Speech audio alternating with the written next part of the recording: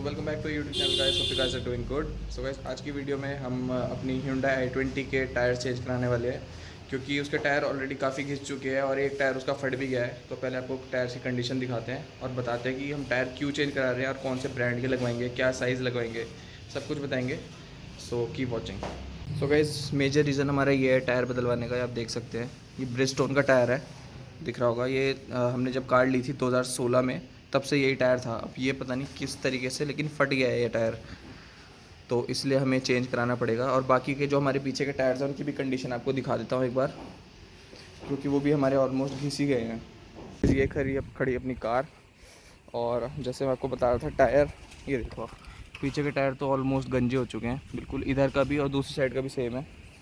और ये जो आपको दिख रहा है ये हमारा स्टेपनी का टायर है, ये बिल्कुल ब्रांड न्यू टायर है, आज तक कभी यूज़ भी नहीं हुआ है।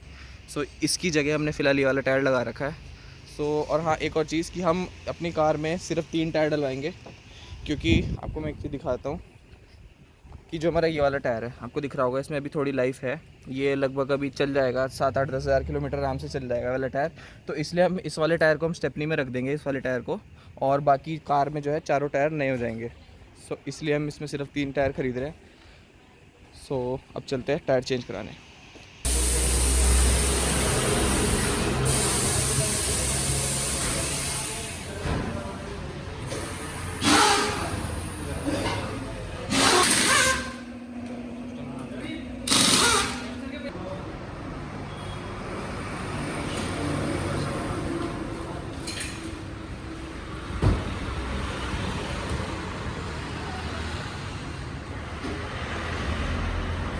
So guys, finally tyres install हो चुके हैं। जैसे कि आपने देखा, हम शॉप पे गए थे, चेंज करा लिए। ये देखो हमने गुडियर के टायर्स डलवाए हैं, आपको दिख रहा होगा। और हमने प्रोफाइल और जो साइज़ है वही रखा है, 195/55 R16। अब आप ये रीच की मैन्युफैक्चरिंग ये रही, जैसे आपको दिख रहा होगा 15 हफ्ता और 15-22 जो लिखा है ये इसकी मैन्युफैक्चरिंग है। इसका मतलब है कि 15वें हफ्ते में और 2022 में मैन्युफैक्चर्ड है। आप जब भी टायर लें तो हमेशा मैन्युफैक्चरिंग देख के लें टायर पे, पुराना टायर नहीं होना चाहिए। इसलिए मैन्युफैक्चरिंग हमेशा देख के लेनी चाहिए। क्योंकि पुराना टायर क्या होता है, क्योंकि टायर की एक शेल्फ़ लाइफ होती है, उस टाइम के बाद टायर जो है थोड़ा ख़राब होने लग जाता है। अब बात कर लेते हैं हमने किस प्राइसिंग में लिया है। ये हमें एक टायर पड़ा है गुडियर का 6000 रुपीज़ का, नेट 6000 रुपीज़ का है। हमने 3 लगवाए हैं। 3 टायर हमें पड़े हैं 18,000 के। बैलेंसिंग और हाँ, फ्री थी। और जिससे हमने करवाया है उस पे वहाँ पे बैलेंसिंग और अलाइनमेंट फ्री थी, और सारे टायर्स में नाइट्रोजन भी उन्होंने फ्री में फ़िल करी है।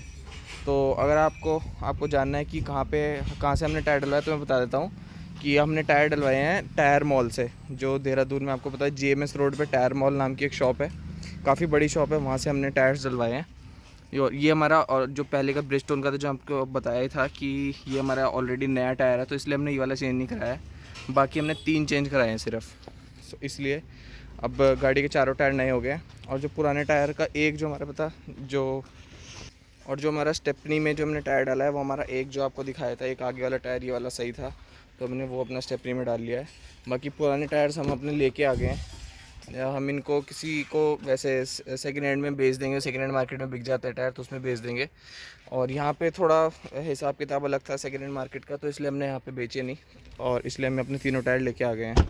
अब आप लोगों के मन में क्वेश्चन आ रहा होगा कि हमने सारे टायर, जैसे हमारे पे ऑलरेडी ब्रिजस्टोन थे पहले, तो हमने ब्रिजस्टोन क्यों नहीं लगाए, कि हमने गुडियर क्यों लगाए, या और भी काफ़ी सारे ब्रांड्स थे, जैसे कॉन्टिनेंटल हो गया, योकोहामा हो गया, मिशेलिन हो गया, बहुत सारे ब्रांड्स थे, तो हमने वो क्यों नहीं लगाए। उसका मेन रीज़न यही था कि हमारी कार चलती नहीं है बिल्कुल भी। ये मुश्किल से 2-3 महीने में एक बार हाईवे पे निकलती है। तो अब आप लगा लीजिए 6 साल से ऊपर हो चुकी गाड़ी को, और अभी तक 46,000 किलोमीटर चली है सिर्फ। तो अब लगा सकते हैं कितनी कम रनिंग है। इसलिए हमारी कार की ज़्यादा रनिंग है नहीं, इसलिए हमने थोड़ा चीपर ऑल्टरनेटिव चूज़ किया है। ये हमें 6000 का पड़ गया है। बाकी अगर ब्रिजस्टोन की बात करते हैं, ब्रिजस्टोन में 2 मॉडल्स थे। एक जो ये वाला डला हुआ है, ये विदाउट वारंटी वाला मॉडल है। ये मतलब ये 7600 का था, और जो वारंटी मॉडल है वो 8000 रुपीज़ का था। सिर्फ 400 रुपीज़ का फ़र्क था ब्रिजस्टोन में, और ब्रिजस्टोन के वारंटी और नॉन वारंटी वाले मॉडल में। और अगर बात करते हैं योकोहामा और कॉन्टिनेंटल की, वो 7000 की रेंज में थे टायर्स। बाकी C8 और अपोलो भी थे, बट उनका रिस्पांस हमने काफ़ी जगह पे पढ़ा है, उनका रिस्पांस ज़्यादा बढ़िया रहता नहीं है।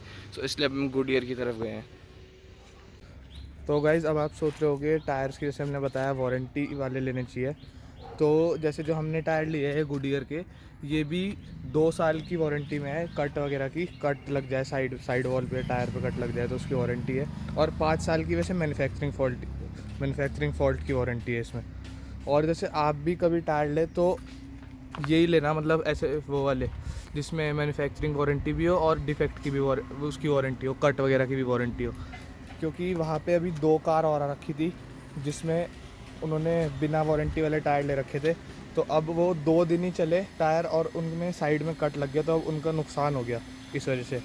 तो मैं रिकमेंड यही करूँगा कि आप भी जो टायर ले वो वारंटी वाला ही लिए जैसे हमने लिया। और जब टायर ख़रीदे आप ये ज़रूर चेक करें, जो डेट लिखी होती है यहाँ पे वो लेटेस्ट टायर होना चाहिए। 15 वीक और 22 मतलब ईयर, ये लेटेस्ट होना चाहिए टायर, मतलब इसी साल का, अगर जो आप 2022 में डलवा रहे हो तो। एक और चीज़ बता देता हूँ। अब जैसे हमारे पास एक टायर अलग है, जैसे आपको पता है एक ब्रिजस्टोन है और बाकी 3 हमारे पास गुडियर हैं। सो हमने क्या किया है कि आगे के दोनों हमने गुडियर रखे हैं ताकि जो कार की ब्रेकिंग परफॉर्मेंस वगैरह है वो इवन रहे, दोनों टायर से। आगे के जो दोनों टायर उससे इवन रहे, तो इसलिए हमने आगे के दोनों टायर सेम रखवाए हैं और पीछे हमने दोनों लगवाए हैं, क्योंकि पीछे के टायर्स का इतना मेजर रोल नहीं होता ब्रेकिंग में। सो दैट इज़ वाई इसलिए हमने आगे सेम टायर्स इंस्टॉल कराए हैं।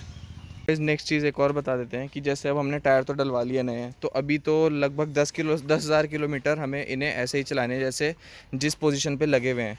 उसके बाद हमें जो कंपलसरी स्टेप होता है वो होता है टायर रोटेशन। टायर रोटेशन मैं आपको बताता हूँ क्या होता है। जो पीछे के टायर हैं वो क्रिस क्रॉस मेथड में आगे आ जाते हैं और जो आगे के मेथड है वो जो आगे के टायर्स हैं वो सेम मेथड में पीछे चले जाते हैं। उससे क्या होता है, क्योंकि आपको पता है कि आगे के टायर जो है जिनमें पावर जा रही है वो ज़्यादा वेयर होता है, उनमें वो ज़्यादा घिसते हैं। तो इसलिए ताकि चारों टायर में अनइवन वेयर हो, इसलिए हम टायर रोटेशन करते हैं। तो इसलिए एवरी 10,000 किलोमीटर्स हम इसकी टायर रोटेशन कराएंगे, जो कि हाईली रिकमेंडेड रहती है हमारी तरफ से, ताकि हमारे टायर्स के जो वेयर है वो चारों टायर्स में सेम रहे। यही था टायर्स के बारे में, जितना बता सकते थे हमने बता ही दिया है। बाकी अगर कोई क्वेश्चन हो तो आप कमेंट्स में पूछ सकते हैं, और अगर वीडियो अच्छी लगी हो तो वीडियो को लाइक करना। और हाँ, इनका जो हम रिस्पांस होगा थोड़ा टाइम बाद शेयर कर देंगे, क्या रिस्पांस है टायर का, क्या आपको डलवाने चाहिए नहीं चाहिए। सो मिलते हैं नेक्स्ट किसी ऐसी वीडियो में, and subscribe to our channel guys.